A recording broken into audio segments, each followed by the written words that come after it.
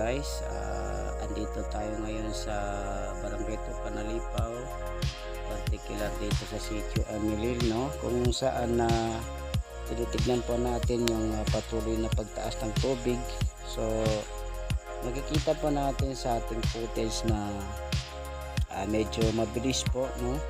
Yung pagtaas ng tubig, yung dito banda sa may farm area sa may bukirin ay nakikita po natin yung puti dyan. Ayan na po yung tubig. Ito yung sa gilid ng highway. So wala nang puro tubig na makikita natin. So ibig sabihin nito ay sira na naman ang ating mga pananim. Pati nga dito sa part ng kabahayan, sa may mababang part ng Tucanalipaw ay nakikita na rin ho natin, no? Yung taas ng tubig. Iba dito ay lumulubog na sa baha. So ayan po, kasalukuyan ngayon, nag-uulan na naman. So sabay-sabay natin babantayan at mag-iingat po tayo na sa area po ng prone sa mga baha ay nakikita na po natin, no, yung updated po na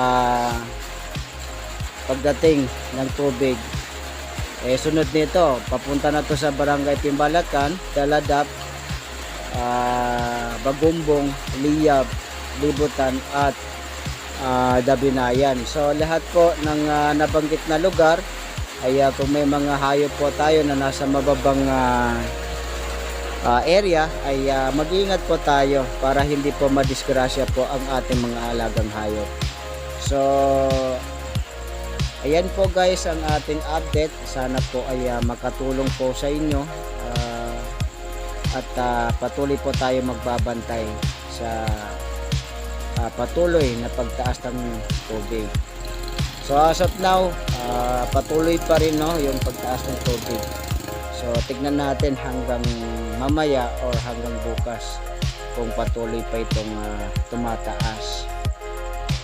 So ayan po, maraming salamat po lahat mga kabangsamoro. Mag-ingat po tayo.